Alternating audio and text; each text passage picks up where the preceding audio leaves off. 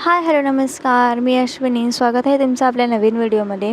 आज बऱ्याच दिवसांनी आपल्या चॅनलवरती मिनी व्लॉग शेअर होतो आहे. याचा अर्थ असा नाही की मी चॅनलवरती काहीच शेअर नाही केलं. बऱ्याच दिवसापासून गणपती बाप्पाचे काही रील्स, काही नारळी पौर्णिमाच्या रील्स, अशा सगळ्या गोष्टी मी शेअर करत होते. काही फोटोज वगैरे पण शेअर केलेले जे आम्ही गावाला गेलो होतो. फक्त मिनी व्लॉग मी आज बऱ्याच दिवसानंतर शेअर करते.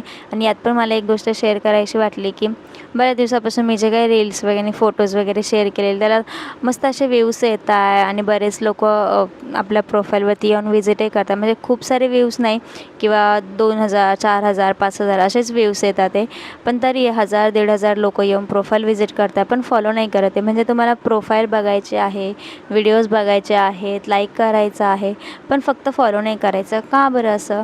तुम्हाला जर माझे व्हिडिओज आवडत आहे, छान छान डेली तुम्हाला मी काय पोस्ट करते ते बघायचं असतं, तर फॉलो पण करून टाका. तेवढाच एक थोडासा सपोर्ट तरी होईल.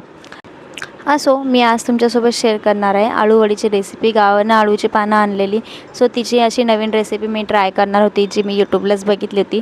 अळूचे पानं मस्त उभे उभे छान कापून घेतले आणि त्याच्यामध्ये आपण बेसन पीठ आणि जे काय बाकीचे ओवा, जिरा, मसाले वगैरे टाकतो ते सगळं मिक्स करून छान चाळणीवरती थापून घेतलं. छान ते पानं असे उकळवून घेतले आणि उकडून झाल्यानंतर त्याचे असे चौकोनी चौकोनी पीसेस कट करून आणि डीप फ्राय केले. शालो फ्राय करायचे नाही, शालो फ्रायमध्ये ते जास्त कुरकुरीत होत नाही. सो मस्त डीप फ्राय केले आणि छान एन्जॉय केले. दुसऱ्या दिवशी मस्त दादू आणि सोना आला होता, त्यांच्यासाठी छान सँडविच बनवले होते